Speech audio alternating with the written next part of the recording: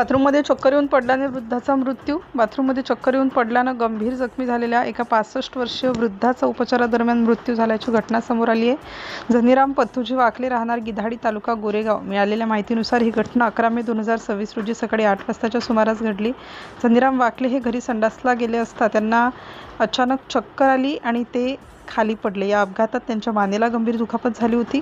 घटनेनंतर त्यांना तातडीने गोंदिया येथील जानकी न्यू मल्टीस्पेशालिटी हॉस्पिटलमध्ये उपचारासाठी दाखल करण्यात आलं. मात्र त्यांची प्रकृती खालावत गेली आणि 13 मे 2026 रोजी सकाळी 10:45 दरम्यान त्यांचा उपचारादरम्यानच मृत्यू झाला.